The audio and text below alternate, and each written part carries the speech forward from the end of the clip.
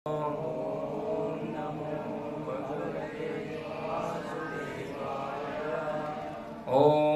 नमो भगवते वासुदेवाय।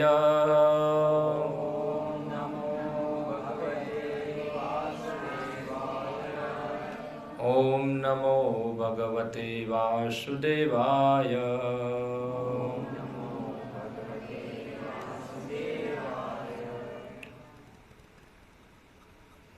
हरे कृष्णा। तो हम आज श्रीमद् भगवद गीता के 13वां अध्याय और 5 नंबर का श्लोक जो है, आई थिंक 13वां 14वां अध्याय है ये, गलती से 13 लिखा है, 14वां अध्याय है ये, और 5 नंबर का श्लोक जो है हम उसका पाठ करेंगे और फिर इसके ऊपर हम कुछ चर्चा करेंगे। तो आप मेरे पीछे दोहराइए।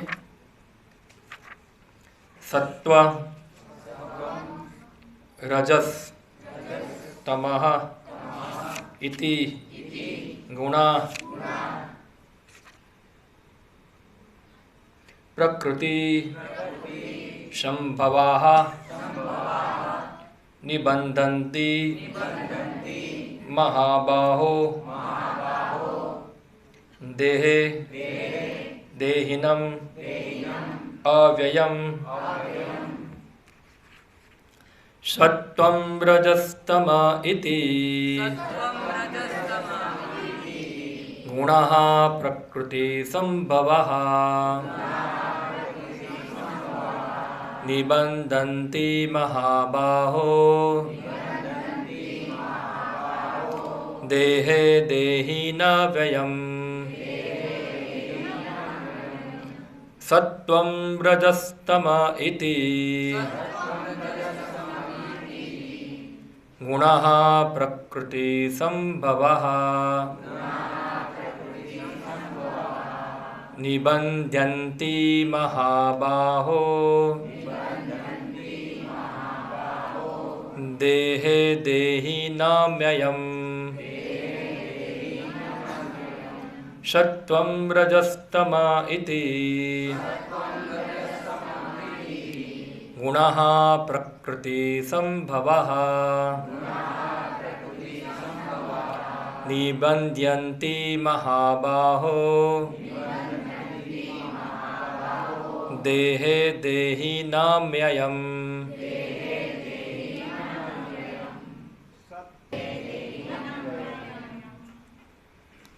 सत्वं सतोगुण, रजः रजोगुण, तमः तमोगुण, इति इस प्रकार, गुणाः गुण, प्रकृति भौतिक प्रकृति से, संभवाः उत्पन्न, निबन्धन्ति बांधते हैं, महाबाहो हे बलिष्ठ भुजाओं वाले, देहे इस शरीर में, देहिनम जीव को, अव्ययम नित्य अविनाशी। अनुवाद एवं तात्पर्य कृष्ण कृपा मूर्ति अभय चरणारविंद भक्ति वेदांत स्वामी श्री प्रभुपाद द्वारा। भौतिक प्रकृति 3 गुणों से युक्त है। ये है सतो रजो तथा तमोगुण। हे महाबाहु अर्जुन, जब शाश्वत जीव प्रकृति के संसर्ग में आता है तो वह इन गुणों से बंध जाता है। तात्पर्य, दिव्य होने के कारण जीव को इस भौतिक प्रकृति से कुछ भी लेना देना नहीं है। फिर भी भौतिक जगत द्वारा बद्ध हो जाने के कारण वह प्रकृति के 3 गुणों के जादू के वशीभूत होकर कार्य करता है। चूँकि जीवों को प्रकृति की विभिन्न अवस्थाओं के अनुसार भिन्न भिन्न प्रकार के शरीर मिले हुए हैं, अतएव वे उसी प्रकृति के अनुसार कर्म करने के लिए प्रेरित होते हैं। यही अनेक प्रकार के सुख दुख का कारण है। ओम अज्ञानतिमिरन्धस्य ज्ञानञ्जनशलाकया चक्षुरुन्मीलितं येन तस्मै श्रीगुरुवे नमः। श्रीचैतन्यमनोभीष्टं स्थापितं येन भूतले स्वयं रूपः कदा मह्यं ददाति स्वपदान्तिकं। वन्देऽहं श्रीगुरोः श्रीयुतपदकमलं श्रीगुरुन् वैष्णवांश्च श्रीरूपं साग्रजातं सहगणरघुनाथान्वितं त्वं सजीवं साद्वैतं सावधूतं परिजनसहितं कृष्णचैतन्यदेवं श्रीराधाकृष्णपादान् सहगणललिता श्रीविशाखा नितांश्च श्रीकृष्णचैतन्य प्रभु नित्यानंद श्री अद्वैत गदाधर शिवासादि गौरभक्तवृंद। हरे कृष्णा कृष्णा कृष्णा हरे हरे, हरे राम राम राम हरे हरे। हरे कृष्णा।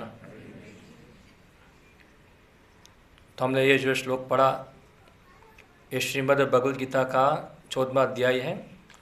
थोड़ा इधर लिखने में गलती हुआ है, 13वां लिखा हुआ है। 14वां अध्याय का नाम है भौतिक प्रकृति के 3 गुण। 3 गुण के बारे में विस्तार से बताया गया है। और ये 3 गुण जो है उनके नाम है सतोगुण, रजोगुण और तमोगुण। आप सब जानते होंगे, जिन लोगों ने श्रीमद् भगवद गीता पढ़ा है उनको पता होगा। 3 गुणों के बारे में भगवान श्री कृष्ण गीता के अंदर बहुत कुछ बताते हैं। हाँ, तो ये 3 गुण की क्रिया प्रतिक्रिया क्या है वो सब हमको जाननी बहुत ज़रूरी है, क्योंकि हम लोग जगत के अंदर है और ये जगत भी जो है वो 3 गुणों से ही क्या है बना हुआ है। तो ऐसा है कि जीव जो है जब इस जगत के अंदर आता है तो 3 गुणों से क्या है वो बद्ध हो जाता है। ये हमारा शरीर जो है वो 3 गुणों द्वारा ही बना हुआ है, सत्वगुण, रजोगुण और तमोगुण। और ये 3 गुणों की अलग अलग स्वभाव है, उनकी प्रकृति है। और जब जीवात्मा इन गुणों के प्रभाव के अंदर जो शरीर धारण करता है तो उसका स्वभाव भी ऐसा ही हो जाता है। जैसे कि उदाहरण मैं आपको दूँ,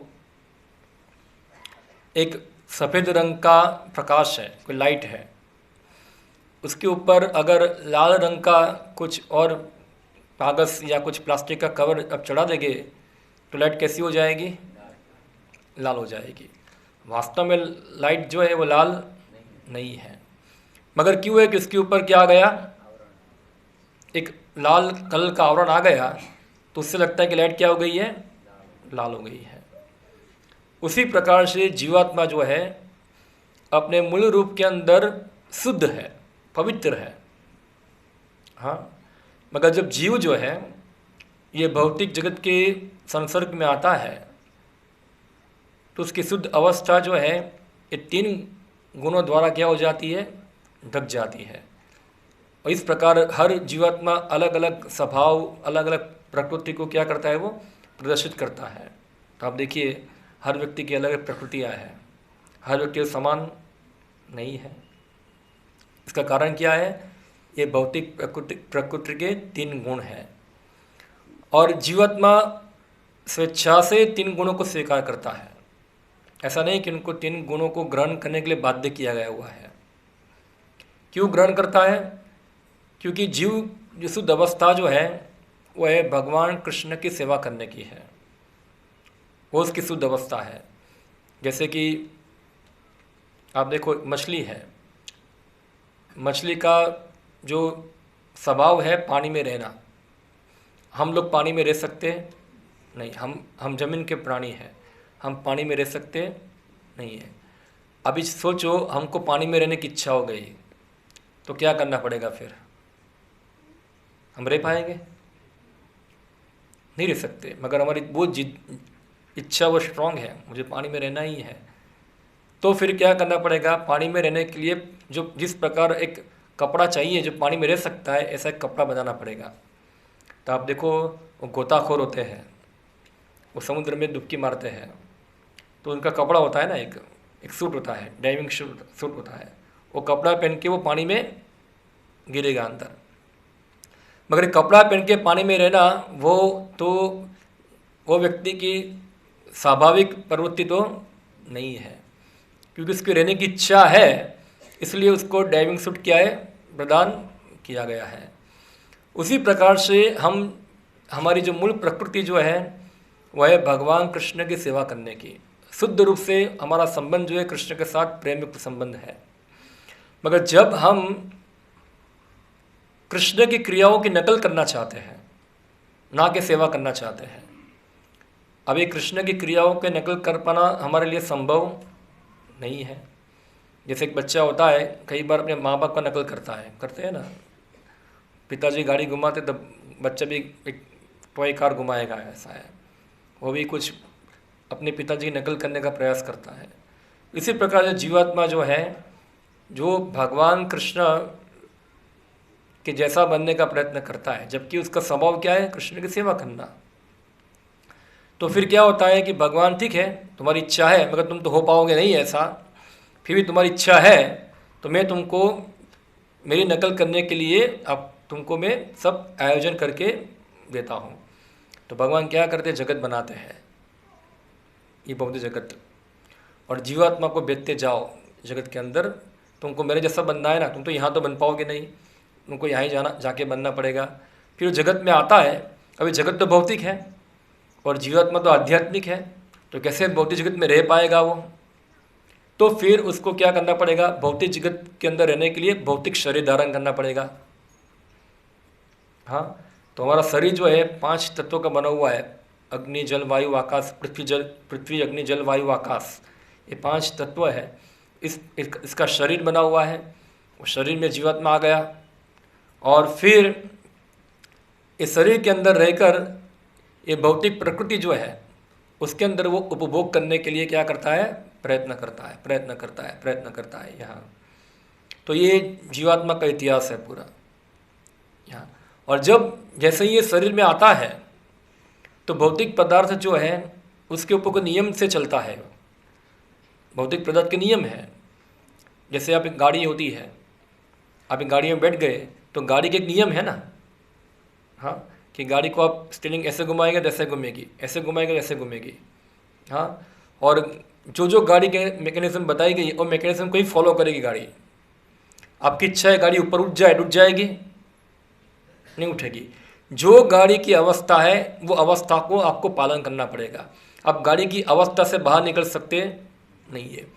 जैसे गाड़ी की अवस्था, गाड़ी आप चला सकते हैं, आपके हाथ में स्टीयरिंग है, ऐसा है, मगर जो गाड़ी जिस प्रकार की इसकी मैकेनिज्म है उसके बियॉन्ड आप जा सकते नहीं है। आप गाड़ी की अवस्था से बद्ध है। सपोज आप ट्रैक्टर के अंदर बैठ गए तो आप मर्सिडीज मैन की तरह गाड़ी चला सकते नहीं है। अब ट्रैक्टर को चलाएंगे हाईवे पे लेके, चलो मैं इसको चलाता हूँ 120 की स्पीड के ऊपर, तो चलेगा? ऐसा है, नहीं चलेगा। क्यों? क्योंकि ट्रैक्टर की जो अवस्था है वो अवस्था से हम क्या है, बद्ध है। हाँ, तो वो ट्रैक्टर जितनी उसकी स्पीड है उतनी स्पीड पे ही भागेगा, उससे आगे जा सकता नहीं है। तो इसी प्रकार से हर जीव जो है अलग अलग प्रकार के शरीर में है और सबका गाड़ी अलग अलग है। किसी का ट्रैक्टर है, किसी का मर्सिडीज बेंज है, किसी का ओडी है, किसी का अल्टो है, जो भी अलग अलग गाड़ी में क्या है, सब बद्ध है। इसलिए सबका प्रकृति जो है वो समान तो नहीं है। और ये जीवात्मा की स्वाभाविक प्रकृति नहीं, अननेचुरल प्रकृति है ये। तो कैसे बधा हुआ है, थोड़ा ये विज्ञान जो है हमको समझने की आवश्यकता है कि कैसे इस जगत के अंदर जो 3 गुण जो है वो किस प्रकार हमारे ऊपर उसके प्रभाव डालते हैं, और हम जो है इस 3 गुण के प्रभाव में आके हम कार्य भी करते हैं और हमारे कार्य जो है इस प्रकार हमको बद्ध करते हैं। तो ये भगवान कृष्ण के दयावश हमको ये ज्ञान बताते हैं जिससे तीन गुण को समझकर हम उसके प्रभाव से मुक्त हो सके और हमारे जो वास्तविक स्वभाव जो है, हाँ, दिव्य स्वभाव जो हमारा है, उसको प्राप्त कर सके। हाँ, तो ये थोड़ा हमने संक्षेप में बताया क्या है कि प्रकृति के तीन गुणों को क्यों जानना चाहिए, हमको क्या जानने की आवश्यकता है, क्योंकि हम भौतिक जगत में हैं और भौतिक जगत के नियम जो है हमको जानना आवश्यक है, वरना क्या होगा, हम जगत के अंदर कष्ट प्राप्त करेंगे, दुख फील करेंगे। तो भगवान बताते हैं अब ये तीन गुण जो है वो स्वतंत्र नहीं है, वो भगवान द्वारा ही बनाए हुए हैं। और जब जीवात्मा जो होता है ये अपनी गलती को स्वीकार करता है और भगवान को शरणागत होता है, तब ये तीन गुण जो है उसके प्रभाव उसके ऊपर छोड़ देंगे। हाँ, जब तक वो भगवान को शरणागत होगा नहीं, अपने बलबूते पे वे तीन गुण के प्रभाव को लान सकता नहीं है, असंभव उसके लिए, क्योंकि भगवान की शक्ति है ये। हाँ, देवी ऐसा गुणमयी मम माया दूरतया, हम बोलते हैं ना माया माया माया, ये माया क्या है, ये माया तीन गुण वाली है। हाँ, ये तीन गुण से काम करती है, सत्व रज और तमा, और तीन गुण के द्वारा हमको क्या करती है, हमेशा माया में रखती है, मोहित रखती है, जीवात्मा को प्रभाव में डालती है, और जीवात्मा अपनी वास्तविक चित्त को जान सकता नहीं है। तो ये भगवान की गुण शक्ति जो है, माया शक्ति है, हम अपने बलबूते पे उसको पार कर सकते नहीं, क्योंकि भगवान की शक्ति है ना, तो भगवान जैसे ही पावरफुल है वो, हम क्या भगवान को हरा सकते हैं? हमारे ताकत है भगवान को हराने की? नहीं है। मगर जब हम भगवान के भक्त बनेंगे तो भगवान को जब हमारे पर दया आएगी तो फिर भगवान बोलेंगे तीन गुणों को इसको छोड़ दो, माया उसको परेशान करो मत, इसको छोड़ दो। कब छोड़ेंगे? जब हम भगवान कृष्ण के आज्ञाकारी भक्त बन जाएंगे, हाँ, उनके विश्वासु भक्त बन जाएंगे। जब तक हम हमारे अंदर भगवान से अलग रहने की, भगवान से अलग जीवन जीने की, सब अलग अलग भौतिक इच्छाओं को भोगने की हमारी इच्छा है, तब तक ये तीन गुण जो है हमको छोड़ने वाले नहीं है, वो हमको हमेशा बांध के रखेंगे यहाँ। और भगवान जानते हैं इनको क्या क्या चाहिए, तो तीन गुण हमेशा उसको प्रलोभन देते रहेंगे। हाँ, तो ये क्या है, ये गुण जो है एक रस्सी जैसा काम करते हैं। आप देखिए, जैसे हथकड़ी होती है, आपने देखा होगा जल के अंदर क्या होता है, हथकड़ी होती है, जिससे कैदियों को क्या किया जाता है, बांधा जाता है। तो हम लोग, हमारे जो शरीर है ना, जीवात्मा को बांधा जा सकता नहीं है, मगर उसके शरीर को बांधा जा सकता है। जैसे मैंने उदाहरण दिया, ड्राइवर गाड़ी में बैठ गया, गाड़ी को बांधा जा सकता है, ड्राइवर इंडिपेंडेंट है, उसको गाड़ी में रहेगा तब तक बंधा रहेगा, गाड़ी से निकल जाएगा तो छूट जाएगा। अभी ड्राइवर की क्या है, गाड़ी में आसक्ति है, वो गाड़ी को छोड़ना चाहता नहीं है, तो तब तक वो ड्राइवर भी क्या रहेगा, बद्दी रहेगा, क्योंकि उसको गाड़ी में ही रहना है। तो ये जो शरीर जो हमारा है, यानी जीवात्मा जब भौतिक शरीर में आता है तो ये भौतिक शरीर को तीन गुण से बांध दिया जाता है। हाँ, तीन गुण से बांध दिया जाता है, जिससे वो छटक के भाग पाए नहीं। तो तीन गुण, सत्वगुण, रजोगुण, तमोगुण, आपने देखा होगा, रस्सी जो होती है, या कोई भी आप थ्रेड लेंगे यहाँ का, या आप अपने शर्ट का भी थ्रेड निकालिए, तो उसमें तीन धागे होते हैं ना। ये गुण शब्द का अर्थ बंगाली में इसको रस्सी भी कहते हैं, इधर बंगाली भक्त हो गए, क्या है, क्या बोलते हैं, गुण को रस्सी बोलते हैं बंगला में, डोरी, गुण ओरिजिनल बंगाली शब्द है, उसको गुण कहते हैं। तो ये तीन गुण जो है, अब देखो तीन रस्सी जो होगी उसको हम ज़रा टाइट करेंगे तो क्या हो जाता है, वो ज़्यादा मजबूत हो जाती है। जैसे माताएं लोग कभी अपनी चोटी बनाती है, चोटी कैसे बनाते हैं, वो तीन भाग कर देते हैं, एक के अंदर एक डाल के इसको क्या कर टाइट कर देते हो, क्या हो जाती है, वो मजबूत हो जाती है। इसी प्रकार ये तीन गुण जो है वो एक के ऊपर एक लगकर अपने बंधन को क्या करते हैं, उसका वो टाइट करते हैं, ऐसा है। तो ये तीन गुण हैं। अभी हम देखेंगे कि हमारा बंधन जो है कितना टाइट है और कितना लूज है। हमको समझना पड़ेगा कि हम कौन से गुण से बंधे हुए हैं। जब जीवात्मा एक विशेष प्रकार के गुण में आ जाता है, वो गुण का संग करता है, वो गुण उसको अच्छा लगने लगता है और फिर क्या होता है, उसका प्रभाव उसके ऊपर आ जाता है। जैसे मैंने बताया ना, एक वाइट कलर का लाइट होगा, उसके ऊपर लाल कलर का कुछ दूसरा प्लास्टिक का कवर आ जाएगा तो लाइट क्या हो जाएगी, लाल हो जाएगी। तो हम जो गुण का संग करते हैं वो गुण के सभी प्रभाव, उनके सभी स्वभाव जो है हमारे अंदर आ जाते हैं। वो हमारा स्वभाव नहीं है। स्वभाव किसका है? वो गुण का है। क्योंकि हम उनके साथ रहते हैं तो क्या हो जाता है, हमारा उनका स्वभाव हमारे ऊपर आ जाता है और हम वो गुण वाले हो जाते हैं। सिंपल है ये समझना। अभी हम देखेंगे कैसे फिर क्या होता है कि एक प्रकार का स्वभाव हमने ले लिया वो गुणों का, फिर वो गुण से निकलना हमारे लिए क्या हो जाता है, बहुत कठिन हो जाता है। क्योंकि हम एक प्रकार की प्रकृति से क्या हो गए हैं, बद्ध हो गए हैं। हम उससे बहुत टाइट हो चुके हैं, बद्ध हो चुके हैं। इससे निकलना क्या है, बहुत मुश्किल है। अब देखिए उदाहरण मैं आपको दूँ, जैसे एक शेर होता है। शेर होता है, उसको पूर्व जन्म में जब मनुष्य था वो, तो उसको मांस खाने की इच्छा बहुत थी। क्या थी? मांस खाने की इच्छा बहुत थी। तो भौतिक प्रकृति ने क्या कर दिया, उसको एक शेर का शरीर दे दिया और क्या किया, तुम मांस खाओ। हाँ, तुम एक बाहर खड़े रहो, हेमांग जो भी आ रहे, थोड़ा दरवाज़ा थोड़ा धीरे से बंद कराओ, पाट पाट टक टक हो रहा है थोड़ा। तो जो मांस खाने की इच्छा कर रहे थे उनको भौतिक प्रकृति ने क्या दे दिया, शरीर शेर का। और फिर शेर के शरीर में आ गया तो शेर की प्रकृति से क्या हो गया, जीव क्या हो गया, बद्ध हो गया। फिर उसको मांस से खाना पड़ेगा। वो कभी भी रोटी चपाती रसगुल्ला खा सकता नहीं है। ये प्रकृति से क्या है, वो बद्ध हो चुका।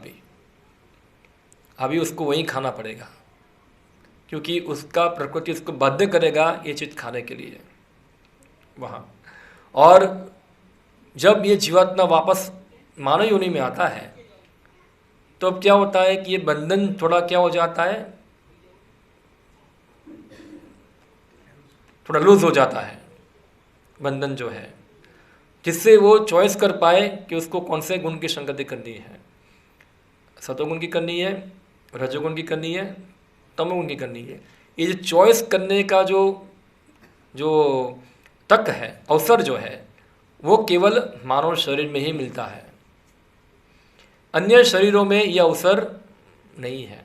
एक बार आप इस विशेष प्रकार की प्रकृति में आ गए, फिर आ गए, आपको पकड़ लिया, बाद में आपको प्रकृति को फॉलो ही करना पड़ेगा। वो मानव शरीर में आके आप अपनी प्रकृति को चयन कर सकते हैं, चयन कर सकते हैं। ज़्यादातर लोग होते हैं वो चेंज नहीं करते हैं क्योंकि इतना स्ट्रांग प्रभाव होता है प्रकृति का कि उससे बद्ध होकर वो उसके अधीन ही रहते हैं। मगर मानव शरीर में इसको इसलिए कहते हैं संस्कार। क्या होते हैं? संस्कार। संस्कार क्या है? एक ट्रेनिंग है। क्या है? हमारे स्वभाव को, हमारे प्रकृति को बदलने की, उसको एलिवेट करने की एक पद्धति है। जो जीवात्मा की जो पूर्व प्रकृति थी उसको चेंज करना, ऐसा है।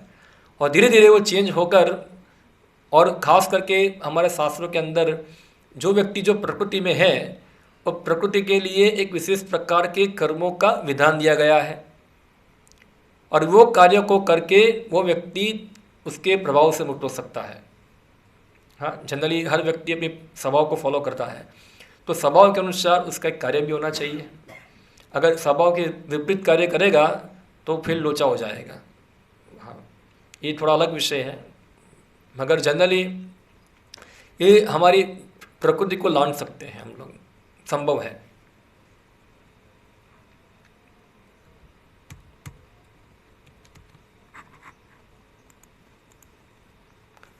तो अब देखिए भौतिक प्रकृति के अनुसार हम देखते हैं कि क्या क्या है। पूरा जो जगत है ये 3 गुणों से बना हुआ है। जैसे 3 कलर है, सत्वगुण दिखाऊँ मैं, ये क्या है? सतोगुण, रजोगुण और तमोगुण, ये 3 कलर है। ये 3 कलर से कितने कलर बना सकते हैं हम लोग? जो चित्रकाम के विद्यार्थी होंगे उनको पता होगा 3 कलरों से कितने कलर बनते हैं। बहुत सारे कलर बनते हैं, बहुत सारे बना सकते हैं आप। उसका मात्रा कम ज़्यादा करके आप क्या है, कितने सारे कलर बना सकते हैं। तो इसी प्रकार से 3 गुण जो है अलग अलग मात्रता में मिलकर अलग अलग प्रकार के योनियों को, अलग अलग प्रकार के स्वभाव को क्या कहते हैं, प्रदान करते हैं। तो ये 3 गुण हैं। तो कैसे हम जान सकते हैं कि प्रकृति के 3 गुण कार्यरत है? तो हम कैसे जान पाएंगे प्रकृति के गुण हम हमारे ऊपर कार्य करते हैं? कैसे हम जान पाएंगे? तो एक सिंपल उदाहरण देता हूँ मैं, हम समझेंगे क्या है। जैसे कि क्या है, ये एक आग लगी है। सपोज ये आग लग गई, क्या होगा? आप लोग क्या करेंगे?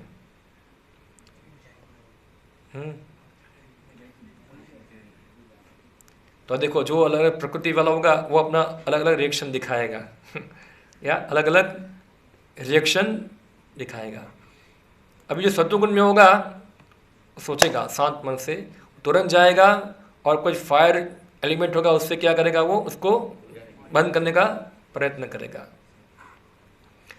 जो रजोगुण में होगा बचाओ बचाओ चिल्लाएगा पूरा जोर जोर से, आग आग आग, पूरा इधर उधर भागेगा, क्या करूँ, ये करूँ वो करूँ, क्या है, वो डिस्टर्ब हो जाएगा इतना।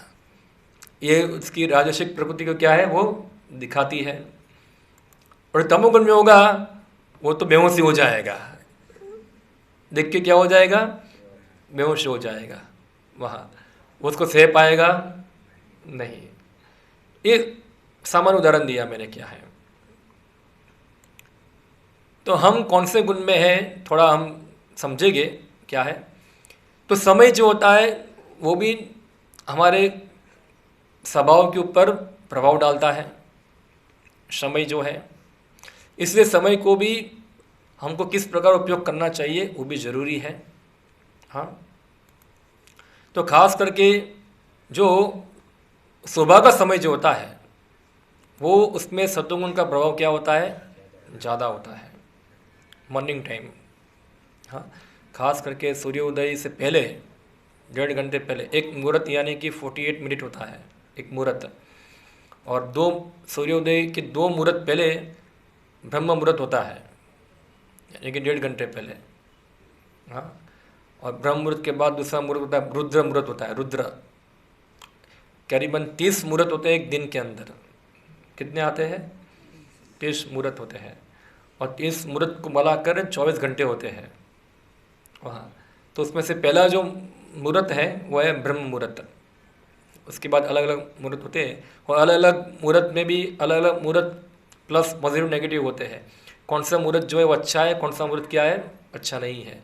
तो अलग अलग, अब जो लोग ज्योतिष जानते हैं उनको पता होगा कि कैसे कौन सा मुहूर्त क्या प्रभाव डालता है वहाँ। तो सुबह का जो समय है, मॉर्निंग का टाइम होता है, वो ब्रह्म मुहूर्त है। और ब्रह्म मुहूर्त जो होता है खास करके आध्यात्मिक प्रगति करने के लिए क्या है, बहुत अच्छा है, बहुत बढ़िया समय है ये। कि उस समय के अंदर व्यक्ति की जो रजोगुण और तमोगुण है उनके प्रभाव थोड़े कम हो जाते हैं, थोड़े कम हो जाते हैं। और जो सत्वगुण है उसका प्रभाव क्या होता है, ज़्यादा होता है। तो इसीलिए क्या होता है, सत्वगुण में जो भी क्रिया करते हैं हम लोग, वो क्रिया ज़्यादा फलदायी होती है, उसका प्रभाव ज़्यादा अच्छा रहता है, उस वो कार्यक्षमता अच्छी होती है हमारी। आप देखिए, जब हम लोग पढ़ाई करते थे तो पढ़ाई करना होता था तो मॉर्निंग में पढ़ाई करते थे जल्दी जल्दी। क्यों? हम रात को देर तक जग के पढ़ाई करते नहीं, क्योंकि रात को देर तक जगेंगे, जितना 5 घंटा पढ़ाई किया है रात को देर जग के, वो सुबह खाली घंटे में हो जाएगा आपका। क्योंकि मॉर्निंग टाइम क्या होता है, बहुत कार्यक्षमता ज़्यादा होती है। तो सोचो, एक खाली सामान्य पढ़ाई करने में हमको इतना फ़ायदा होगा, तो आध्यात्मिक जीवन में भगवान की सेवा करने में कितना फ़ायदा होगा, कितना हमको फ़ायदेमंद होगा। ये जो खाली भौतिक फ़ायदा देता है हमको पढ़ाई करना, मैं कृष्णा कॉन्शियस में अगर आध्यात्मिक जीवन में आगे बढ़ना है तो मॉर्निंग टाइम कितना फ़ायदा देगा हमको। हाँ, तो ये ब्रह्म मुहूर्त जो है वह स्पिरिचुअल लाइफ में, आध्यात्मिक जीवन में आगे बढ़ने के लिए बहुत मददरूप होता है। तो इसलिए क्या होता है कि पहले के समय के अंदर सब लोग जल्दी उठते थे, और जल्दी उठ के क्या करते, टीवी देखते नहीं थे, इवन टीवी देखने की इच्छा भी नहीं होती है। और हम देखते इवन टीवी चालू भी करते हैं तो उसमें क्या आता है, सब भजन ही आते हैं। अब देखो क्या आता है, तुरंत उसमें फिल्मों के डिस्ट्रिक्ट नहीं आ जाएगा, ऐसा है। अब आज की बात करता हूँ मैं, आज के समय की। आज जब कल जाके टीवी खोलना 6-7 बजे टीवी खोलो, उसमें भजन ही आएगा आपको, कोई डिस्को डांडिया आएगा, क्योंकि वो समय वो जमता ही नहीं है, उसको समय ही नहीं है ये। तो वो लोग भी जानते हैं कि यार अभी यही दिखाना चाहिए अभी। तो ये इसलिए सुबह का समय जो होता है वो खास करके आध्यात्मिक प्रगति के लिए क्या है, बहुत महत्वपूर्ण होता है। इसलिए पहले के समय के अंदर लोग जो होते थे वो सुबह सुबह जल्दी उठते थे, ऐसा है। और वो पूरे समय का उपयोग करते थे अपने आध्यात्मिक जीवन को आगे बढ़ाने के लिए। फिर नेक्स्ट जो होता है, मॉर्निंग होगा तो धीरे धीरे रजोगुण बढ़ जाएगा। फिर धीरे धीरे जैसे सुबह होती है तो आध्यात्मिक जीवन में रुचि आती नहीं है। फिर रुचि किस में आती है, पैसा कहाँ है, रुपया, ये काम करना है, वो काम करना है, इधर भागना है, उधर भाग, ये काम बाकी है, वो काम बाकी है, ये फ़ोन आ गया, वो फ़ोन आ गया, भागा दौड़ क्या हो जाती है, चालू हो जाती है। यानी कि रजोगुण क्या हो गया, उसका प्रभाव दिखाना चालू कर दिया, और रजोगुण के प्रभाव में हम भाग दौड़ करना चालू कर दिए। अभी मॉर्निंग के समय के अंदर आप खास करके आप 11-12 बजे आप बैठोगे कोई आध्यात्मिक क्रिया करने के लिए, आपका मन इतना लगेगा नहीं। क्यों, क्योंकि समय आपको इसका फ़ायदा देगा नहीं। हम देखते हैं नहीं कर पाते हैं। हाँ, जो लोग 3 गुण से परे हो गए उनको कोई प्रॉब्लम नहीं है, वो तो सब भी कर सकते हैं।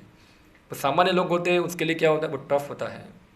हाँ, जो चीज़ सुबह आसानी से होती थी वो दिन में करने में बहुत तकलीफ हो जाती है। जैसे हमारा खुद का अनुभव है, हम लोग हर रोज़ 16 माला करते हैं मॉर्निंग में। जिस दिन हमने मॉर्निंग में 16 माला नहीं किया, हमारी माला पूरे दिन चलती है।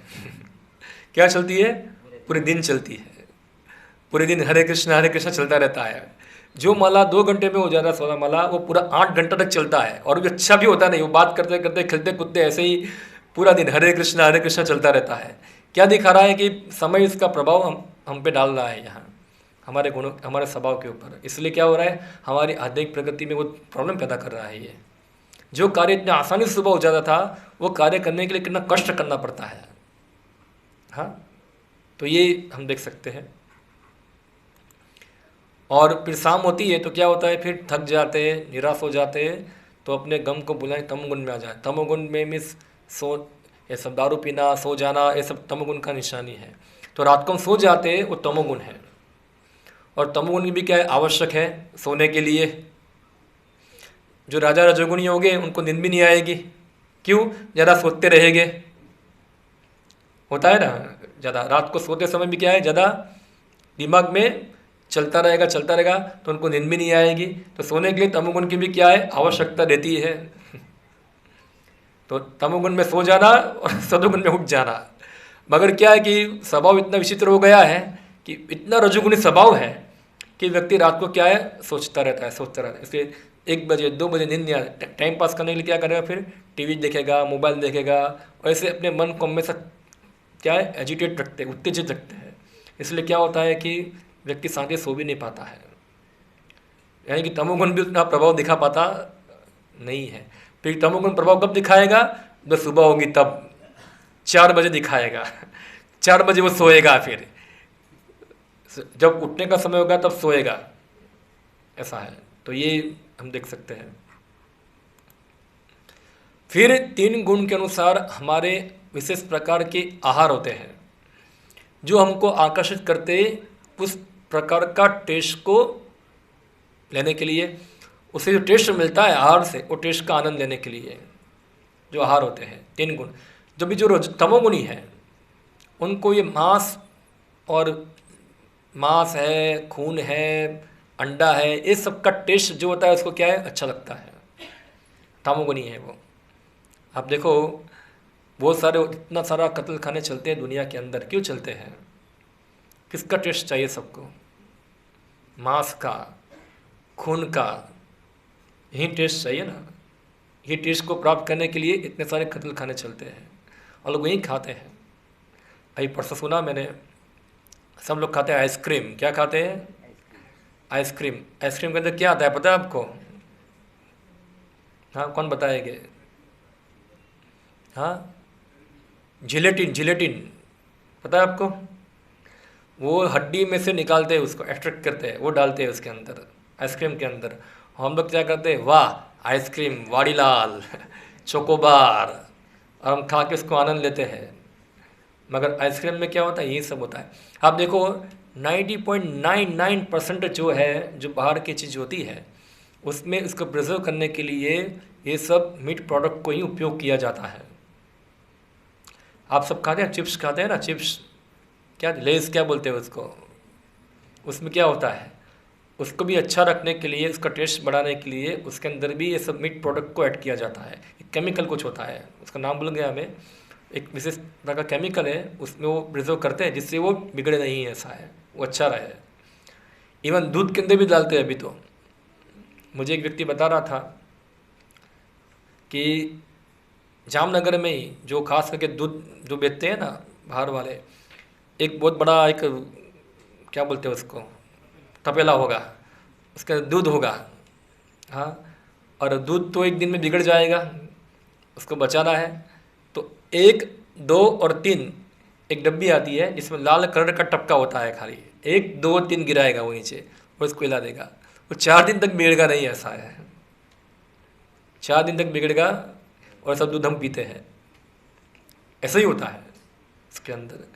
तो ये सब प्रिजर्वेटिव जो प्रोडक्ट होती है उसको टिकाने के लिए सब मीट में से केमिकल एक्सट्रैक्ट किया जाता है, हड्डियों में से, चर्बी में से, सब जगह से। खास करके जो लेस है ना, उसको सूअर की चर्बी में से एक्सट्रैक्ट करते हैं, सूअर का लगता है सब उसके अंदर, क्योंकि बाज़ार में सबसे ज़्यादा चर्बी सूअर की ही मिलती है। हाँ, तो डेंजर है। और ये आहार किसको प्रिय होता है? तमोगुणी लोगों को, उसके अच्छा टेस्ट लगता है उसका। तो कोई डायरेक्टली मीट खाता है, कोई इनडायरेक्टली खाता है। डायरेक्ट खाने वाले तो है ही, उनको तो टेस्ट आता ही है, उनको तो वही चाहिए, ऐसा है। अंडा क्या है? वो एक मुर्गी का सब जर्दी है, उसको खाना उसका मेंस्ट्रुअल है, सब वो खाते हैं, ऐसा है। तो वो थोड़ा अच्छा टेस्ट है, ऐसा है, मगर लोग उसको खाते हैं, बोले बॉडी बनाना है। संडे हो या मंडे, रोज़ खाओ अंडे, और बच्चों को सिखाते हैं तुम खाओ, तुमको प्रोटीन मिलेगा, प्रोटीन कितने पतले हो गए हो, ऐसा है, थोड़ा अंडा खाओ, ये मांस खाओ, थोड़ा बॉडी बनाओ, ऐसा है, वरना क्या हो तुम, शक्ति नहीं तुम्हारे अंदर है, ये है। तो ये सब स्कूल में ही पढ़ाते हैं कि खाना चाहिए, जिससे क्या होगा। और बच्चे आके बोलेंगे मम्मी मम्मी एग चाहिए, एग, अंडा नहीं बोलेगा वो, क्योंकि आजकल तो हम लोग सुधर गए ना। हम बोलेंगे एग, एग क्या होता है, फिर बोलेंगे वन, हाँ वन पता है, एक पता नहीं है, ऐसा है। इसी प्रकार अंडा बोलेंगे अंडा क्या होता है, एग बोलो, एग ऐसा है, वो पता होगा। तो बोलेंगे एग चाहिए मम्मी, एग चाहिए, मम्मी बोलेगी एग क्या होता है। फिर मम्मी को बताया, बोला एग होता है अंडा, ऐसा है। तो ये है चीज़। तो ये क्या है, आहार बुरा तमोगुणी को प्रिय होता है, भयंकर है ये। और फिर क्या है, रजोगुणी सबका प्रिय आहार कौन सा है? ये नूडल्स है, क्या है, नूडल्स रखा है, और सब अलग, बर्गर है और पिज़्ज़ा है और सब पास्ता है, और सब कोको कोला होगा, और पता नहीं क्या क्या होता है, पानी पूरी, भेलपूरी, चाइनीज़ और मंचूरियन, और क्या है सब, जो सब जीभ का टेस्ट है। अभी थोड़े दिन पहले हमारे एक भक्त है, अहमदाबाद में रहते हैं, उनका एक रेस्टोरेंट है, ऐसा है खाने पीने का। तो मैं वहाँ गया था उधर, तो वहाँ देखा, वहाँ कॉलेज के लड़के बहुत खाने के लिए आते हैं। एक लड़की खाने के लिए आई थी, मैगी खा रही थी, मैगी, ऐसा है, वो खा रही है, उसकी आंखों से आंसू हो रहा है। फिर भी वो खट खट करके खा रही है, ऐसा है। देखो पोषण कुछ नहीं हो रहा है, क्या है, केवल जीभ के लिए, जीवा के टेस्ट के लिए, कि जीभ को अच्छा लग रहा है इसलिए इसको खाओ, वरना कुछ पोषण नहीं उसके अंदर। और आजकल तो ये मैगी क्या है, तुरंत बन जाएगा, थोड़ा पानी उबालो, डालो, हो गया मैगी, झटपट। पर वो पेट में जाके क्या करता है आपको पता है? वो सब आपकी जो आंत है ना, वो सब जाम हो जाती है। हाँ, फिर 2 दिन में एक बार टॉयलेट जाएगा, वो निकलता नहीं जल्दी बाहर, ऐसा है। वो पिघलता भी नहीं जल्दी, और उसको मैगी को पिघाने के लिए फिर क्या, फिर कोका कोला सब पीते हैं, एसिड डालना पड़ता है तो उसको फाड़े सब उसको अंदर। तो ये सब शरीर को बिगाड़ता है ये चीज़। और मांस खाने वाले दारू पीते हैं, क्योंकि दारू से डाइजेस्ट हो जाएगा ये, क्योंकि दारू में क्या होता है, अल्कोहल होता है, एसिड होता है, वो सब पचाएगा उसके अंदर। और हम लोग सतोगुनी जो हो गए वो छाछ पिएंगे, तो छाछ में एसिड ही है, वो क्या उसको फाड़ देता है अंदर पूरा भोजन को। तो ये चीज़ जो है आप देखते हैं कि रजोगुणी लोग होते हैं उनको ये सब आहार प्रिय होता है, टेस्ट वाला। और आप देखो कितनी दुकानें चलती है खाने पीने की, कितनी चलती है, आप बाहर देखेंगे पानी पूरी, क्या पानी पूरी में टेस्ट है, ऐसा है क्या उससे कुछ मिलेगा शरीर के अंदर पोषण, मगर क्या है, टिंग टिंग टिंग टिंग टिंग, बस उसकी राह देखते हैं कब वो आए, ऐसा है। और फिर वो खाएंगे, ज़रा तिखी बनाओ, ज़रा मसाला डालो, ये करो वो करो। तो भगवान बोलते हैं ये आहार रजोगुणी व्यक्ति को प्रिय है। फिर 3 ये सात्विक आहार हैं, इसमें सब ये फल फ्रूट जब बताए गए वो सात्विक भोजन है, जो शरीर को पोषण देता है और आयु बढ़ाता है, और इस प्रकार से हमारे खासकर मनुष्य के लिए क्या है, ज़्यादा अनुकूल है। और ये तीनों से ऊपर एक दूसरा एक आहार है, वो क्या है, वो है शुद्ध सतोगुण के अंदर जो भगवान कृष्ण का प्रसाद है। क्या है, प्रसाद है। हम देखा सतोगुणी शरीर जो है शरीर का पोषण करता है, हाँ, हेल्थ अच्छा रहेगा। मगर जो भगवान का प्रसाद है वो शरीर का भी और हमारी आत्मा का भी क्या करता है, पोषण करता है, दोनों का पोषण करता है। इसलिए भक्त लोग जो होते हैं वो क्या करते, कृष्ण प्रसाद को ही ग्रहण करते, चाहे वो सात्विक हो वो नहीं खाएंगे, उनके लिए क्या है, केवल कृष्ण प्रसाद। अगर वो भगवान का प्रसाद है, क्योंकि वो भगवान का प्रसाद जो है वो आत्मा का और शरीर का दोनों का पोषण करता है। तो इसलिए अगर कोई व्यक्ति 3 गुण के प्रभाव से निकलना चाहता है तो उसको उसका आहार क्या करना पड़ेगा, चेंज करना पड़ेगा। कौन सा आहार लेना पड़ेगा, ना तो तामसिक, ना तो राजसिक, ना तो सात्विक, क्या है, कृष्ण प्रसाद ग्रहण करना पड़ेगा। इसलिए भगवान कृष्ण बताए पत्रम पुष्पम फलम तोयम यूं में भक्तया प्रयच्छति। तो घर के अंदर आप खास करके सात्विक प्रसाद जो है उसको बनाइए और फिर उसको भगवान को अर्पण करना चाहिए, और भगवान को अर्पण कर कर उसको प्रसाद के रूप में क्या है, हमको ग्रहण करना चाहिए। जो इस प्रकार जो भी हम खाते हैं, जो भी इसका मतलब कि मांस में आ गया, यानी कि जो हम डेली बनाते हैं, ऐसा नहीं, कई बार हम देखते हैं घर के अंदर एक वाड़की होगी, उसके अंदर थोड़ा मिश्रित डाल दिया और ड्राई फ्रूट डाल दिया, बस भगवान वो खाते रहेंगे, हम लोग लाड़वा वाड़ा सब हम लोग खाएंगे, ऐसा नहीं है। जो भी घर के अंदर पकाते हैं सब कुछ, भगवान का एक अलग प्लेट होना चाहिए, अच्छा प्लेट रखो भगवान के लिए, और वो प्लेट में कोई दूसरा व्यक्ति खाता होना चाहिए, चाहे हमारा बच्चा भी क्यों ना हो। अगर वो खा रहा है तो उसको रोको, उसे मत खाओ, ये भगवान का प्लेट है, ऐसा है। और इस प्रकार से वो प्लेट, भगवान के प्लेट को जो भी भोजन पकता है सबसे पहले क्या है, वो प्लेट में ही रखना चाहिए। वो प्लेट में रखकर फिर जाके भगवान को अर्पण करना चाहिए, तब तक किसी को खाने को देना चाहिए नहीं, पहले सबसे पहले भगवान उसको खाएंगे। और फिर भगवान को आप रखो 10-15 मिनट रखकर, फिर जो प्लेट है उसमें जो भी कुछ व्यंजन है आपने बनाए हैं उसमें क्या कर दो, उसको ट्रांसफ़र कर दो, तो क्या बन जाएगा, वो प्रसाद। फिर सबको आप परोस सकते हैं, वरना भगवान को भोग लगाए बिना कुछ मुँह में जाने चाहिए नहीं। चलो बनाया कुछ दाल बनाइए, चलो थोड़ा चाट लो, क्या है, फिर भगवान को भोग लगाना नहीं है, इस प्रकार झूठा हो गया फिर तो। और भगवान हमारा अब इतने हाई लेवल के भक्त नहीं है कि भगवान हमारा झूठा खाएंगे, ऐसा है, हाँ, हम ऐसा नहीं है। तो इसलिए क्या है कि वो हमको ये अपराध हो जाएगा इससे, इसलिए हर चीज़ को स्वच्छ तरीके से भगवान को अर्पण करनी चाहिए, ऐसा है। तो ये इसको कहते हैं प्रसाद, क्या कहते हैं, प्रसाद। तो आप लोग भी आपके घर के अंदर इसका अभ्यास कर सकते हैं, एक अच्छा प्लेट रखिए, उसमें सब भोजन रखिए, जो भी आप खाते हैं उसको भगवान को अर्पण कीजिए, और फिर घर में सबको ही आदत डालिए प्रसाद ग्रहण करने की। तो ये बाहर का खाने की आदत है ना, वो ख़त्म हो जाएगी, हाँ, अपने आप ख़त्म हो जाएगी। और जब बाहर के खाने की आदत ख़त्म हो जाएगी तो आप देखना 2-3 महीने के बाद आपका बैंक बैलेंस बढ़ जाएगा। क्यों? क्योंकि आपका बिन जरूरी खर्चा वहाँ ही होता था। हाँ, एक संडे में जाते एक होटल में जाएंगे, कितना खर्चा होता है, कितना खा के आते हैं। अभी मैं गया था, एक मुझे देखा है अहमदाबाद का एक होटल है, पूरा घूमता है। क्या है होटल? घूमता है। वो मुझे बता रहे थे होटल में खाली एक डिश की कीमत कितनी 800 रुपया है वहाँ। क्या खाएंगे वो 800 रुपये के अंदर? बोला हम लोग 4 लोग जाएंगे तो कितने हो जाएंगे 3200 का धुआं हो गया है, ऐसा है कुछ नहीं वहाँ। तो ये ऐसा नहीं करना चाहिए हमको, हमारा पैसा बचेगा उससे, और जब पैसा बचेगा तो क्या करना चाहिए, इसको हमको दे दो, हम आपको अच्छा अच्छा प्रसाद खिलाएंगे। इधर संडे के दिन इधर नीचे आप देखिए कितना सा प्रसाद बनता है, आप लोग ग्रहण करते हैं तो इस कितना संतोष मिलता है इसको ग्रहण करने से। हाँ, बाहर लारी वाले को दे तो इससे अच्छा है कि आप ये तो मंदिर में दे दो, यहाँ ऐसा है आपको अच्छा प्रसाद मिलेगा वहाँ।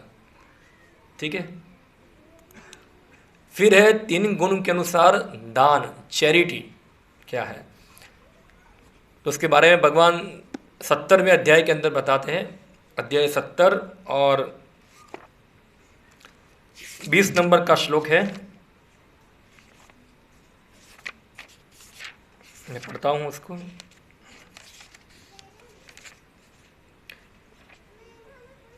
तो भगवान बताते हैं सबसे पहले तामसिक दान किसको कहते हैं। मैं पढ़ता हूँ, संस्कृत में श्लोक है।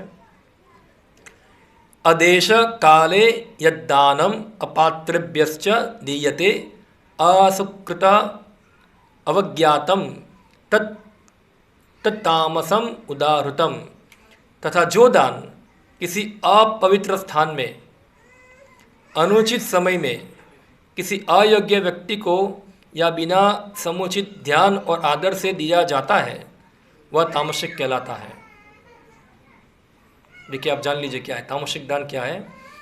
अपवित्र स्थान में अनुचित समय में अयोग्य व्यक्ति को समुचित ध्यान और आदर के बिना दिया जाता है वो क्या है, तामसिक दान है। तो यह बताए यहाँ पर मद्यपान तथा दृढ़ क्रीड़ा के में व्यसनी के लिए दान देने को प्रोत्साहन नहीं दिया जाता, ऐसा दान तामसी है। ऐसा दान लाभदायक नहीं होता, वरन इससे पापी पुरुषों को प्रोत्साहन मिलता है। इसी प्रकार यदि बिना सम्मान तथा ध्यान दिए बिना उपयुक्त व्यक्ति को दान दिया जाए तो वह भी तामसी है। किसी बीड़ी पीना है, अपने पैसा दे दिया तो क्या वो तामसिक है। अगर कोई व्यक्ति अयोग्य भी आता है, कोई योग्य व्यक्ति भी आता है जिसको दान देना योग्य है, उसको भी आपने कैसे दे दिया, ले जाओ जाओ। इसे कुत्ते को क्या डालते हैं, रोटी डालते हैं, ऐसा जाओ ले जाओ, ऐसे रुपये डाल दिया, तो वो भी क्या है, तामसिक दान है। वो सात्विक नहीं है, क्योंकि अनादर रुपये आदर और बिना ध्यान के दिया गया हुआ है। तो इस प्रकार दान देना वो योग्य तामसिक प्रकृति है, ये दिखाता है।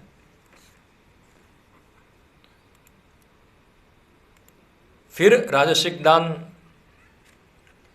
जैसे बता दे, यत्तु प्रयुपकारार्थ फलम उद्दृश्य वा पुनः दीयते च परिकृष्टम तद्दानम राजसम स्मृतम। किंतु जो दान प्रत्युपकार की भावना से या कर्म फल की इच्छा से या अनिच्छा पूर्वक दिया जाता है वह रजोगुणी कहलाता है। देखो 3 बताए हैं।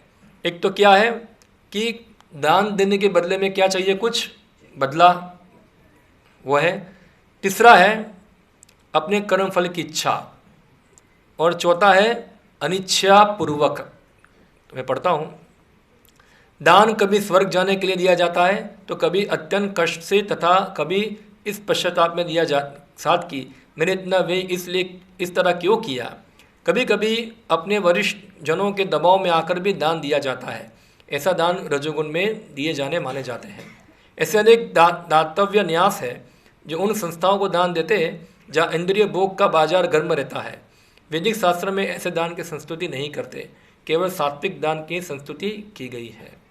तो आप देखिए, कुछ दूंगा तो कुछ बदला चाहिए, मुझे मेरा नाम होना चाहिए ऐसा, या तो फिर मैं कुछ दे रहा हूँ तो मुझे स्वर्ग मिलना चाहिए, या मुझे और कुछ मिलना चाहिए, ये बदले की भावना, यानी कि कुछ इच्छा है, वो इच्छा के में आकर व्यक्ति को देता है, तो वो राजसिक प्रकृति दिखाता है।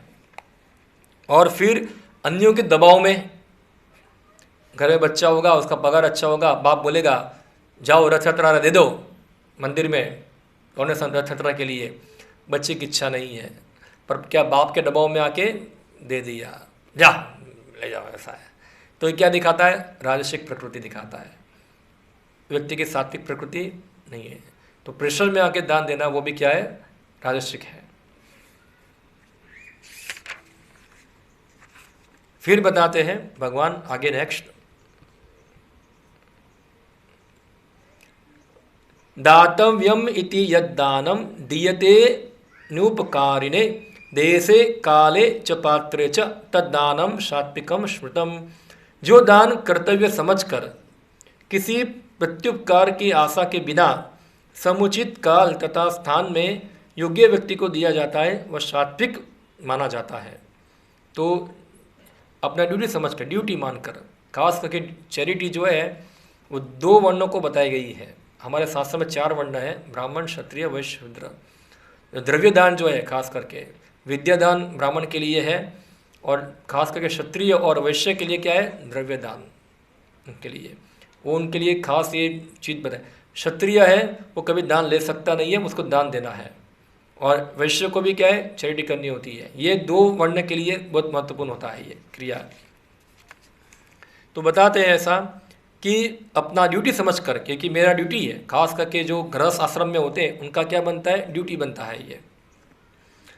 किसी उपकार के बिना कि मैं ये दे रहा हूँ तो मुझे कोई उपकार मिलेगा, उसकी आशा के बिना, और योग्य स्थान के ऊपर योग्य व्यक्ति को योग्य समय में जो दिया जाता है वो क्या है? सात्विक है। इसे बताता हूँ मैं। वैदिक साहित्य में ऐसे व्यक्ति को दान देने की संस्तुति है जो आध्यात्मिक कार्यों में लगा हो। अविचारपूर्ण ढंग से दान देने की संस्तुति नहीं है।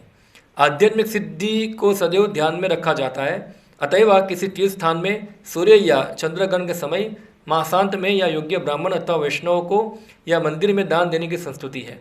बदले में किसी प्रकार की प्राप्ति की अभिलाषा न रखते हुए ऐसे दान किए जाने चाहिए। कभी कभी निर्धन को दान करुणावश दिया जाता है, लेकिन यदि निर्धन दान देने योग्य नहीं होता तो उससे आध्यात्मिक प्रगति नहीं होती।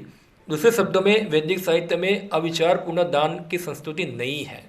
देखिए यहाँ सिद्धांत बहुत अच्छा बात समझा रहे हैं कि खास करके पहले क्या था कि जो लोग आध्यात्मिक क्रिया में लगे हुए उनको चैरिटी मिलती थी। क्यों? क्योंकि वो उसके पाप को ग्रहण करता है। आप किसी व्यक्ति को चैरिटी करते हैं तो क्या उसको आपके पाप को लेना होता है, पहले ग्रहण करना होता है ऐसा। इसलिए जो स्ट्रिक्ट ब्राह्मण होते थे वो अपने लिए कुछ लेते नहीं थे, वो लेगे भी तो बहुत कम लेगे। हाँ, कोई बहुत बड़ा उदार ब्राह्मण है ऐसा है जो अन्यों के कल्याण के लिए क्या होता है, वो लोगों की चैरिटी ग्रहण करते हैं उसकी प्रगति के लिए वहाँ, क्योंकि उसको पचा सकता है वो चीज़ को।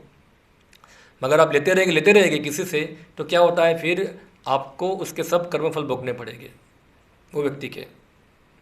इसके लिए आपको जो आपने लिया है उसे 4 गुना 10 गुना आपको उसको देना पड़ेगा, तब आप लेने के अधिकारी बनते हैं, तब तक आप लेने के अधिकारी बनते। इसलिए पहले क्या थे, जो खास करके ब्राह्मण लोग थे, आजकल के ब्राह्मण की बात नहीं कर रहा हूँ मैं, जो योग्य ब्राह्मण थे, क्वालिफाइड ब्राह्मण थे, ऐसा है।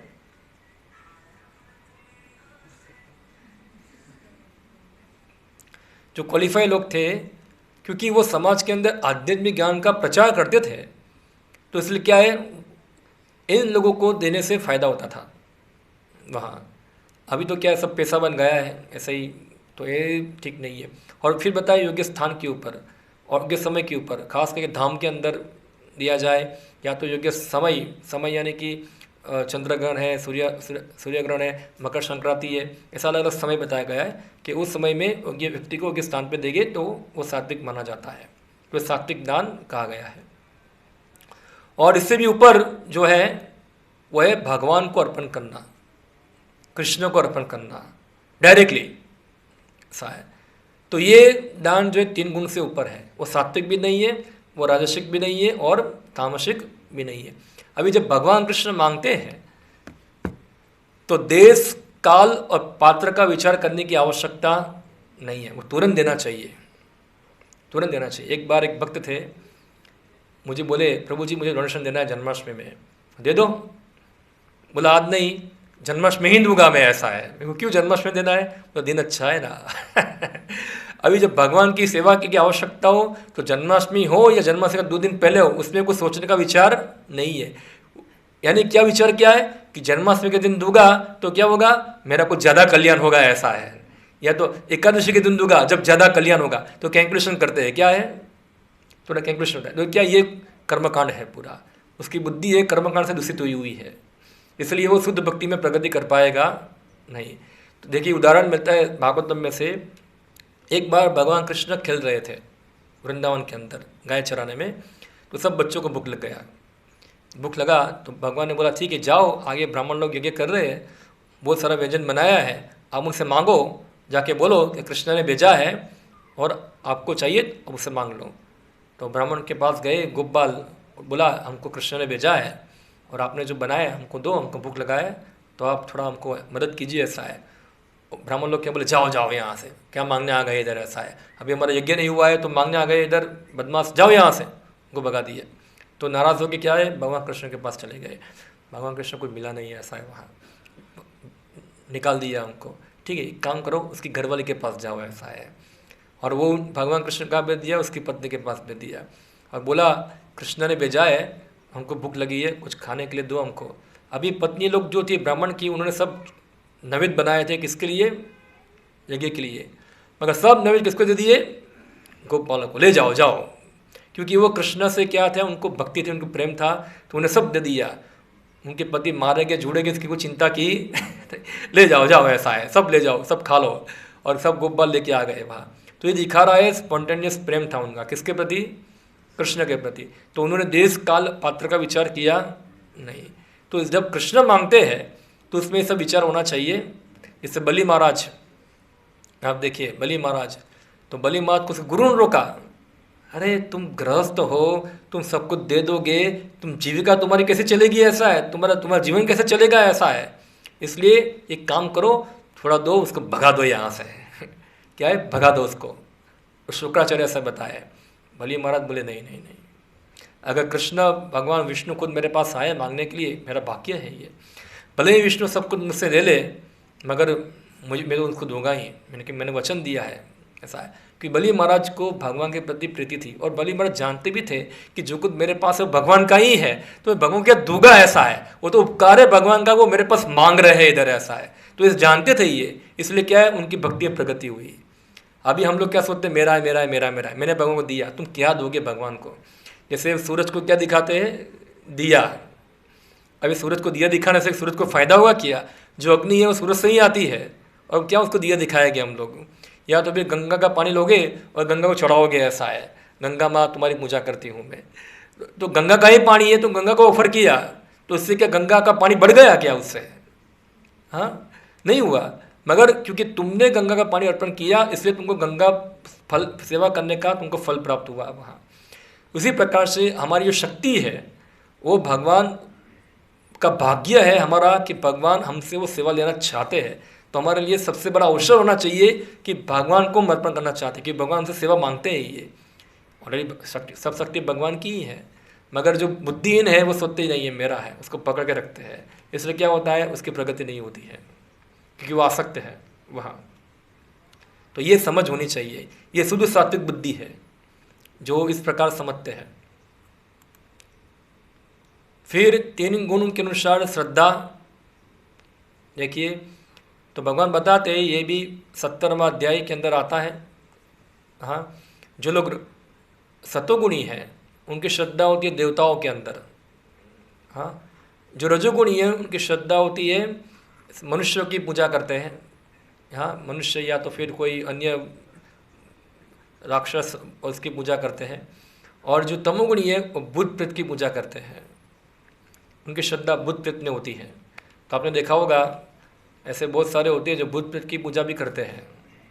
हाँ, या तो कि मनुष्य को भगवान बना के पूजा करेंगे, कलयुग में ज़्यादा होता है ना, नरेंद्र मोदी की पूजा करेंगे, अमिताभ बच्चन की पूजा करेंगे, या तो फिर किसकी करेंगे, कोई, हाँ कोई हीरो की पूजा कर, उनके घर में सब पोस्टर लगे रहते हैं, ऐसा है। हाँ, या तो फिर कोई देवी होगी या देवता होगा, बॉलीवुड की देवियाँ होगी या बॉलीवुड के देवता हो गए, घर पे वही पोस्टर लगते रहे ना उनके, तो उनकी उनकी श्रद्धा उनमें ज़्यादा है उसके अंदर। तो ये उनकी श्रद्धा उस प्रकार होती है। मगर जो शुद्ध सात्विक श्रद्धा है वो व्यक्ति भगवान विष्णु की, कृष्ण की आराधना करते हैं, ऐसा है। हाँ, सर्वधर्मान परित्यज्य मामेकम शरणम व्रज अहम त्वाम सर्व पापेभ्यो मोक्षयिष्यामि मा शुचः, भगवान बताते हैं। फिर प्रकृति के 3 गुण के अनुसार बुद्धि, तो उसके बारे में भगवान 18वां अध्याय और 30 नंबर के श्लोक के अंदर बताते हैं, पढ़ता हूँ।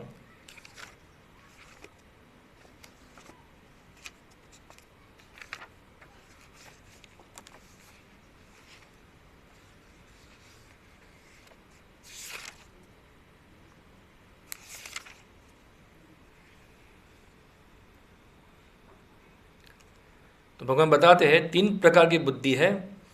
प्रवृत्तिम च निवृत्तिम च न कार्यो कार्यो भय भय बंधम मोक्षम च चावेति बुद्धि सा पार्थ सात्विकी। देखो सात्विक बुद्धि क्या है वो भगवान बताएंगे। हे पुथा पुत्र, वह बुद्धि सतोगुणी है जिनके द्वारा मनुष्य जानता है कि क्या करना है क्या नहीं करना है, किससे डरना चाहिए किससे नहीं डरना चाहिए, और क्या बांधने वाला है क्या नहीं बांधने वाला है।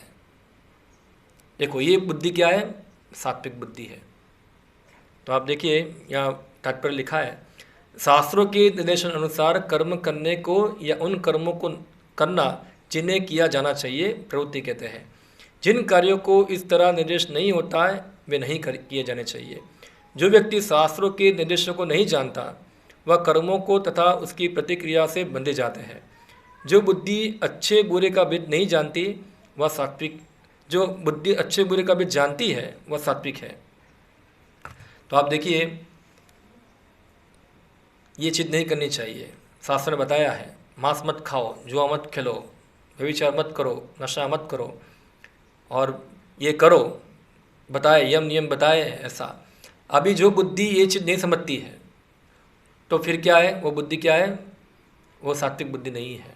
सात्विक बुद्धि होगी वो समझेगी नहीं मुझे ये चीज़ नहीं करनी चाहिए, ये गलत है, और ये चीज़ मुझे करनी चाहिए, ये सही है। तो ये बुद्धि जो होगी जो स्पष्ट कर पाएगी निर्णय कि ये करना योग्य है ये करना योग्य है। तो जब हमारा निर्णय आता है, जब सिचुएशन आती है तब निर्णय करना होता है, तब बुद्धि काम आती है। कौन सी बुद्धि हमारी है कि हम सात्विक चीज़ को, जो हम क्या जो चीज़ करनी है वो करते हैं, क्या जो चीज़ नहीं करनी चाहिए वो करते हैं, तब परीक्षा होता है ये। फिर बताते हैं यया धर्म अधर्मम च कार्यम अकार्यम एव च अयथावत प्रतिजानाति बुद्धि सा पार्थ राजसी। ए पृथा पुत्र, जो बुद्धि धर्म तथा अधर्म, करणीय तथा अकरणीय कर्म में भेद नहीं कर पाती वह राजसी है। तो कई बार कंफ्यूज हो जाते हैं ये सही है कि गलत है, हाँ ये धर्म है कि अधर्म है, क्या है, कन्फ्यूजन होता है।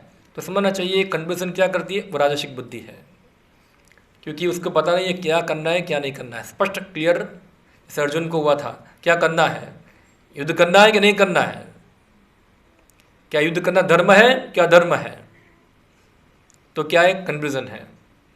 तो ये राजसिक बुद्धि है। फिर अधर्मम धर्मम इति मन्ये इति या मन्ये तामसावृता सर्वथा विपरीतियाश्च बुद्धि स पार्थ तामसी। जो बुद्धि मोह तथा अंधकार को वशीभूत होकर अधर्म को धर्म और धर्म को अधर्म मानती है और सदैव विपरीत दिशा में प्रयत्न करती है, हे पार्थ वह तामसी है। अभी देखो जो चीज़ नहीं करनी चाहिए, जो अधर्म है उसको क्या बोलती है, वो धर्म है, और जो धर्म है उसको क्या बोलते हैं, अधर्म है। जैसे चैतन्य चरितामृत में कथा आती है, एक भक्त हरिदास ठाकुर कृष्ण के भक्त थे, मगर एक और वो मुस्लिम परिवार में पैदा हुए थे। तो उनको नवाब ने ऑर्डर दिया कि तुम क्या करो, तुम हरिनाम छोड़ना बंद, हरिनाम छोड़ दो वरना तुमको फटाका पड़ेगा, ऐसा है। बोला हरिनाम तो नहीं छोड़ूंगा, ऐसा है। तो उनको 22 बाजा ने पीटा गया, क्या है, पीटा। और बोला इसको मर जाए ना तो उसकी बॉडी को दफनाओ मत, उसको कहाँ डाल दो, गंगा में डाल दो, ऐसा है। वो मानते थे गंगा में डेड बॉडी को डालना बहुत पापी है जबकि हिंदू धर्म में क्या है, गंगा में बॉडी डालना क्या है, पुण्यशाली है। उल्टा है, उल्टा है वहाँ। तो ये ऐसी बहुत जगह पे होता है जो धर्म को अधर्म मानते, धर्म को अधर्म मानते हैं। जो चीज़ करना है उसको वो अधर्म मानते हैं। ऐसे बहुत जगह पे भी लोग ऐसे होते हैं। हाँ, तो ये क्या है, तामसिक बुद्धि है।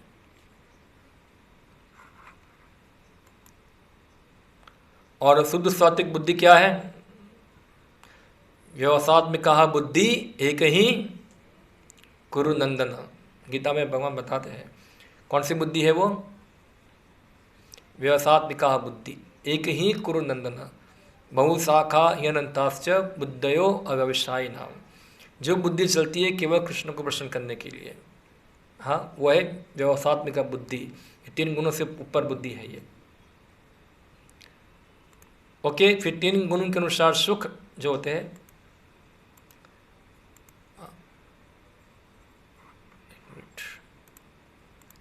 हाँ, तामसिक सुख, ये भी गीता के अंदर 37 नंबर के श्लोक के अंदर आता है। मैं पढ़ता हूँ 37, 38, 39। पहले तमोगुण है। यद अग्रे चानुबंधे च सुखे मोहनम आत्मनः निंद्रालस्य प्रमादोश्च तत्तामसम उदारुतम। तथा जो सुख आत्मा साक्षात्कार के प्रति अंधा है, जो प्रारंभ से लेकर अंत तक मोह कारक है, और जो निंद्रा, आलस तथा मोह से उत्पन्न होता है, वह तामसिक कहलाता है। अभी जो सुख तमोगुण में मिलता है उसकी प्रकृति बताई गई क्या क्या है। तो क्या है? जो व्यक्ति आलस तथा निंद्रा से ही सुख मिलता है, आलस, कोई करने की इच्छा नहीं है, और निंद्रा, सो जाओ, सो सो सो, मज़ा आता है सोने में, तो क्या है, उसमें उसका आनंद मिलता है। तो ये क्या है? आनंद तमोगुण का आनंद है। यह निश्चित ही तमोगुणी है। जिस व्यक्ति को इसका कोई अनुमान नहीं है कि किस प्रकार कर्म किया जाए और किस प्रकार नहीं, वह भी तमोगुणी है। क्या करना है क्या नहीं करना है कुछ पता नहीं, कंफ्यूज है पूरा। तमोगुणी व्यक्ति के लिए सारी वस्तुएं भ्रम रहती है, मोह हो जाता है।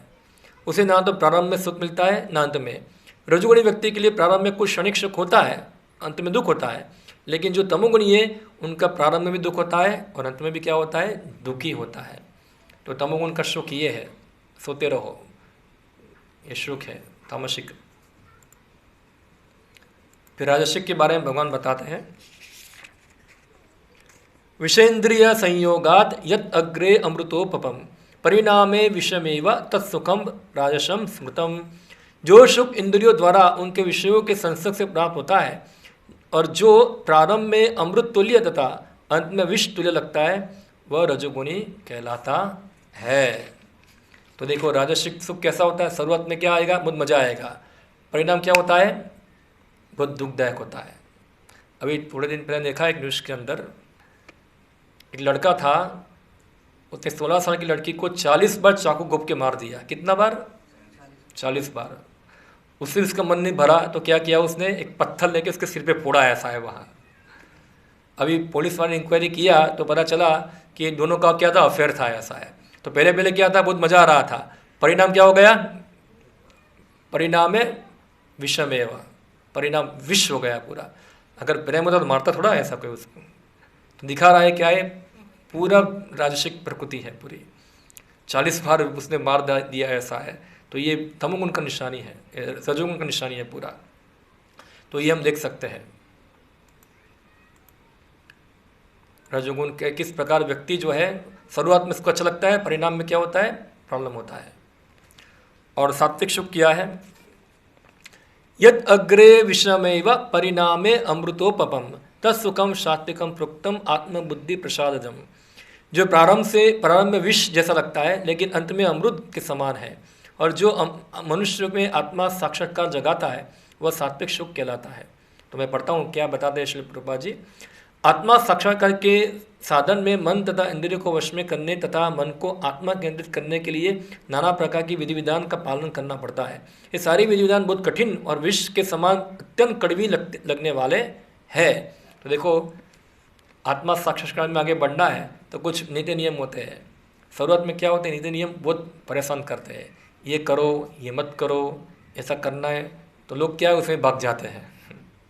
हाँ, तो शुरुआत में बहुत कड़वा लगता है, सुबह जल्दी उठना है, ये नहीं करना है, 4 नियम पालन करना है, टीवी नहीं देखना है, क्रिकेट नहीं खेलना है, ये फिल्म देखना नहीं है, तो क्या लगता है, पूरा बहुत कड़वा लगता है। मगर क्या है, शुरुआत में कड़वा लगता है, अंत में क्या बोलता है, अमृत समान मिलता है। तो वो सुख क्या है, सात्विक सुख कहलाता है, सात्विक सुख है ये। और फिर अंत में क्या है, शुद्ध सात्विक सुख, भगवान कृष्ण की सेवा का सुख क्या है, वो सबसे शुद्ध सात्विक सुख है। तो जो कृष्ण भक्ति करता है उसको हमेशा नित्य शुद्ध सात्विक सुख मिलता है, वो आत्मा का सुख है वो, ऐसा है। तो हमको धीरे धीरे क्या आना है, ये स्थल पे आना, अभी लोग ये स्थल पे नहीं है।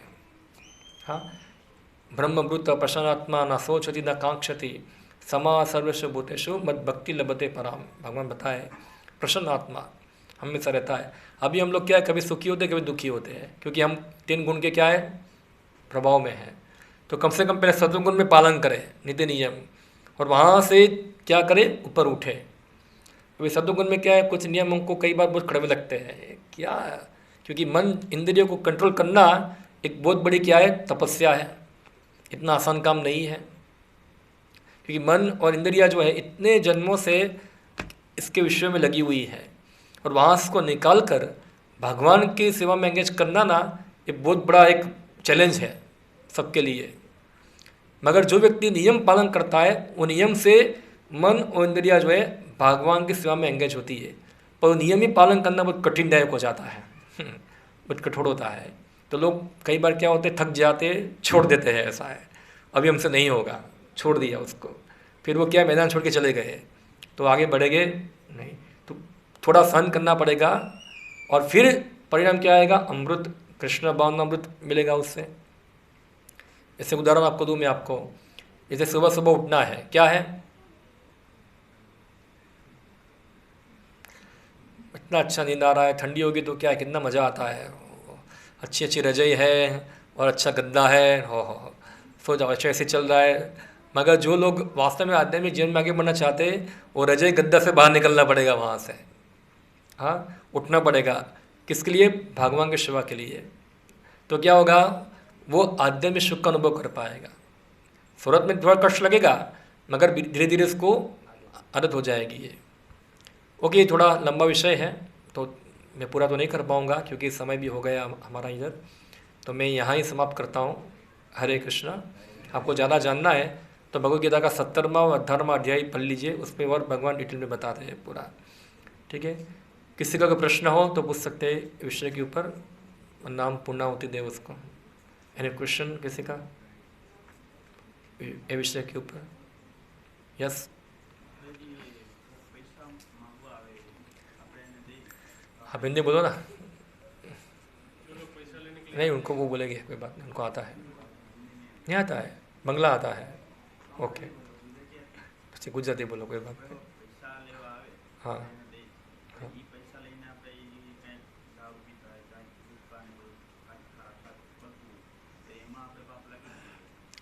तो उनका प्रश्न है, कोई व्यक्ति हमारे पास पैसा मांगने आता है और हम उसको पैसा देते हैं और वो व्यक्ति उससे गुटखा सब खाता है, तो उसका पाप हमको लगेगा? हाँ लगेगा क्योंकि हम उसको एंकरेज कर रहे हैं उसको खाने के लिए। आप देखो, इससे तो बताएं, देश काल पात्र जानना पड़ेगा ना, किसको देना चाहिए, देश काल पात्र देखना पड़ेगा, ऐसा है।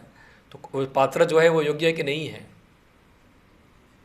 ऐसा है। पात्र अगर खाली ढोंगी कर रहा है तो फिर वो तो, देखो वैदिक समय के अंदर चैरिटी जो था वो खास करके ब्राह्मण, सन्यासी और कई बार शूद्र को लिए था। ऐसे पहले भिखारी जैसा कोई था ही नहीं, कोई भिखारी था ही नहीं पहले तो, क्योंकि सबको खाने को मिल जाता था। इसको खाना है, इसे घर जाएगा, बोला मुझे खाना है, खाना मिल जाएगा। कपड़ा चाहिए, कोई मांगेगा, कपड़ा मिल जाएगा। क्योंकि गृहस्थ का धर्म ही होता है उसको खाना दे देना वहाँ, और सब गृहस्थ लोग सबको खिलाते ही थे, और खाने की कमी कभी होती ही नहीं थी। कहीं भी जाएगा, कोई खेत में बोला मुझे फूल चाहिए, वो खेत का खेत तोड़ के दे देगा, जाओ खाओ, ऐसा है इसको। अभी ये सब क्योंकि सरकार का मिसमैनेजमेंट है, इसलिए सब भूखा रहते हैं, और अब कोई मेरे ख्याल से कोई भूखे रहने से मरता भी नहीं है, ज़्यादा खाने से ही मरते हैं। हाँ, तो ये मिसमैनेजमेंट है पूरा। यस, मगर एक आसक्ति मुक्ति भी है भगवान कृष्ण से। अगर आपकी आसक्ति भगवान से है तो आप मुक्त हैं, और कृष्ण के अलावा और किसी चीज़ में आसक्ति है तो आप बद्ध हो। वो आसक्ति आपको जगत में रखेगी। यहाँ कुत्ते से आसक्ति रहेगी, कुत्ता बन जाएंगे आप अगले जन्म में, ऐसा है। पत्नी से आसक्ति होगी, अगले जन्म स्त्री बन जाएंगे आप। तो इसलिए आसक्ति भगवान से करनी चाहिए, ना कि भौतिक जगत की किसी वस्तुओं से। ठीक है।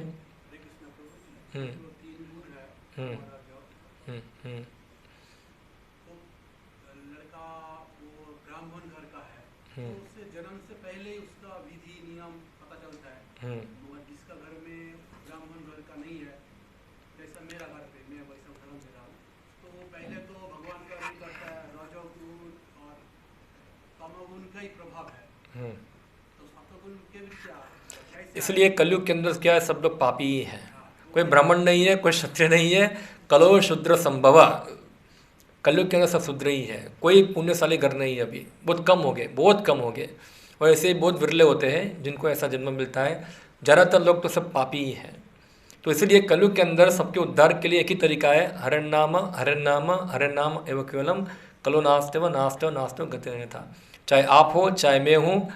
इसलिए चैतन्य महाप्रभु घर घर जाके संकीर्तन का प्रचार करते हैं। हमको सबको ट्रेनिंग नहीं मिला है, मगर भगवान की कृपा से हमको अभी मिला है, तो उसका लाभ लेना चाहिए। अभी भगवान सबको अवसर देते हैं कृष्ण भक्ति करने का। ऐसा नहीं कि आपको दिया इसको नहीं दिया। जो पापी घर में उनको ही अवसर मिलता है। मंदिर तो बनाया है ना, सबके लिए खुला है। मंदिर में आता है तभी प्रसाद है, तो सब तक मिल गया, मगर जब घर पे जाता है तब तो रजोगुण में आ जाता है ना। तो उसको इसलिए क्या है, मंदिर में आके हमको सीखना है, और सीख के उसका अभ्यास घर पे करना है। हाँ, तो धीरे धीरे होगा ना, इससे नहीं होगा। सबको सब समझेंगे, सब जानेंगे, धीरे धीरे होगा। तो घर से निकलना पड़ेगा, ऐसा नहीं है, वो घर के अंदर हमको सबको समझाना पड़ेगा, और सबकी यूनिटी होगी तो कार्य होगा। इसलिए घर में अकेले मत आओ, साथ में अपनी पत्नी को भी लेके आओ। वो व्हील दोनों साथ में चलेगा, ऐसा है। वरना एक व्हील आगे होगा, एक व्हील पीछे होगा, तो प्रॉब्लम हो जाएगा, ऐसा है। दोनों साथ में आओ, वरना झगड़ा होगा घर के अंदर। फिर दोनों साथ में आओ तो दोनों समझेंगे, दोनों गाड़ी चलेगा बराबर। ठीक है। हरे कृष्णा। हाँ, मेरे से किसी ने प्रश्न किया था, यही विषय का है। हाँ, हाँ। आपने खाना के विषय में बात किया ना, तो ये मशरूम और मसूर की दाल बोल रहे थे, क्यों नहीं खाना चाहिए? उसमें प्रोटीन ज़्यादा होता है, और ज़्यादा प्रोटीन वाली चीज़ जो होती है उसको मीट में कंसिडर करते हैं, ऐसा है। इसलिए जो एक्सेसिव प्रोटीन है उसको ग्रहण नहीं करते हैं वो, क्योंकि वो तामसिक और राजसिक प्रकृति बढ़ाती है। खाकर मशरूम की दाल में को मुझे पता नहीं है, मगर मशरूम के बारे में सुना है मैंने। मशरूम तो घर में वो पैदा करते थे। क्योंकि वो उगता किधर है, आप देखो, गंदे में उगता है ना। नहीं, घर में वो मशरूम उगता कहाँ है, जहाँ कचरा होगा वहाँ उगता है। नहीं, घर में पैदा कर रहे थे वो बेचने के लिए, बिजनेस। पर उसका मशरूम में होता क्या है, ये सब फंगस होती है ना, हाँ, तो फिर वहाँ। ओके, हरे कृष्णा। कुछ अनाउंसमेंट करना है तो अनाउंसमेंट सुन लीजिए।